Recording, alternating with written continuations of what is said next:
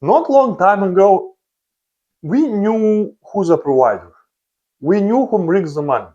We knew the structure in the house. We knew the roles. But today, those roles are kind of blurred. Did you know that men fail so drastically to complete the college compared to women? Did you ever wonder why is that? So, what happened in meantime? Let's find out.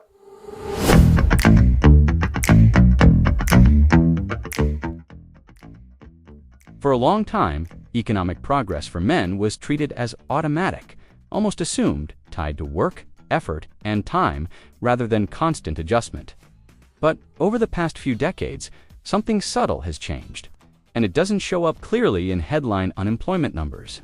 Many men are still working, still earning, and still participating in the economy, yet a growing number feel like they're losing ground. This isn't about a sudden collapse or one bad year.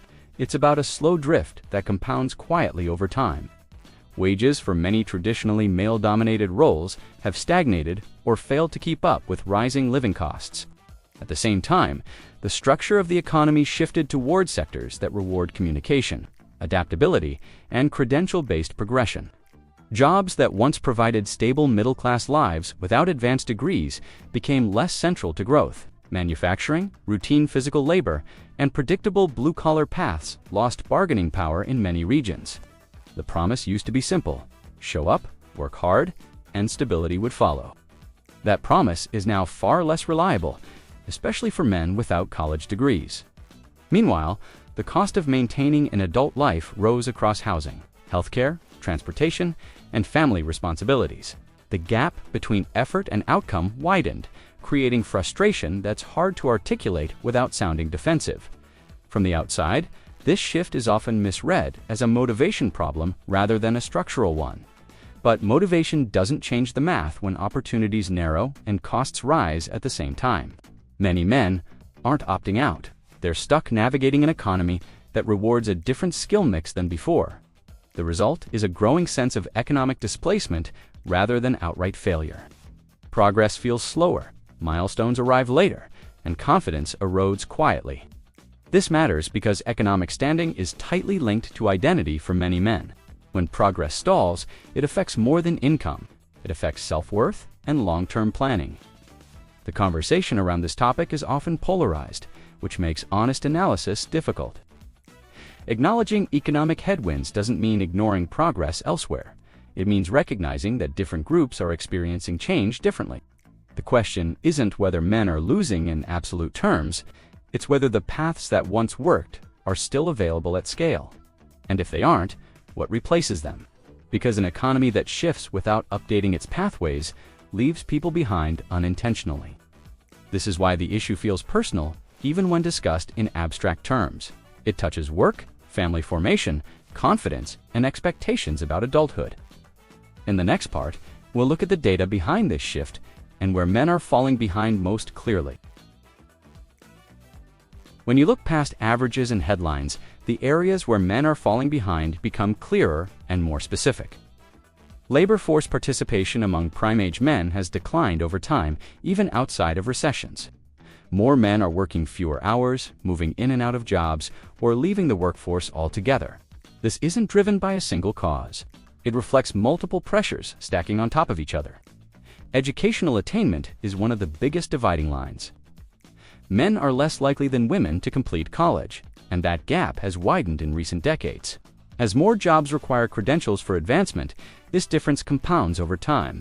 Entry into higher growth sectors increasingly depends on degrees and certifications. Men without them face narrower options and slower wage growth. Earnings data also shows divergence.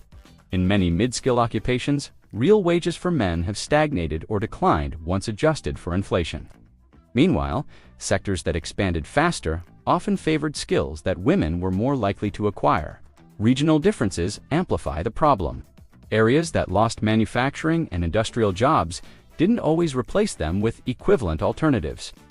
Men in those regions face limited local mobility and fewer retraining pathways. Automation and globalization hit male-dominated roles earlier and harder. The adjustment costs were real, but the support systems were uneven. Family dynamics also shifted. As dual-income households became the norm, men's relative earnings mattered more for stability. Falling behind economically now affects relationship formation and family planning more directly. Social expectations didn't update as fast as economic reality.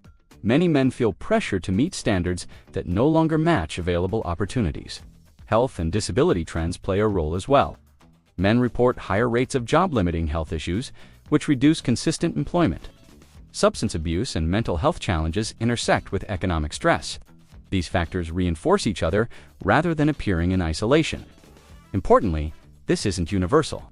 Men with higher education, technical skills, or strong networks often do very well.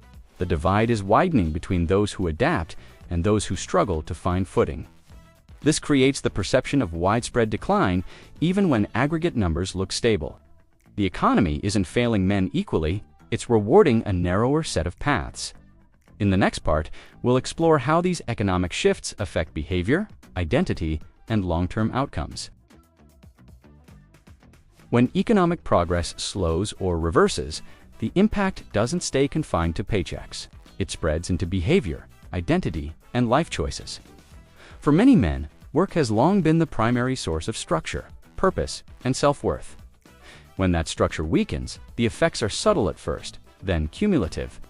Men don't usually respond to economic pressure by openly complaining. They adjust quietly or withdraw.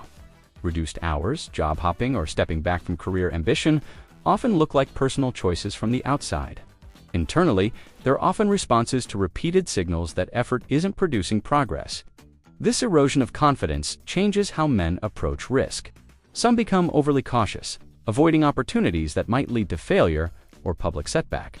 Others disengage entirely, deciding that striving isn't worth the emotional cost. Labor force exits are rarely dramatic. They're slow, incremental, and rational from the individual's perspective. When wages stagnate, the incentive to endure unpleasant or physically demanding work declines. This is especially true when that work no longer leads to upward mobility. Over time, men become less attached to institutions that once anchored them. Employers, unions, and even educational pathways feel less reliable. That detachment spills into other areas of life. Marriage rates decline as economic uncertainty rises. Men delay or avoid family formation when they don't feel financially adequate. This isn't about values changing overnight. It's about risk management. Starting a family without economic confidence feels irresponsible to many. Social isolation increases as work-based networks weaken. Friendships that once formed naturally through jobs become harder to maintain. This isolation has compounding effects on mental health and motivation. Economic insecurity also changes how men engage with education and training. Some see retraining as risky if it doesn't guarantee immediate payoff. Others struggle in systems that reward long-term academic persistence over applied skill. When progress feels slow, short-term coping strategies become more appealing. These can include excessive screen time, substance use, or withdrawal into low-cost entertainment.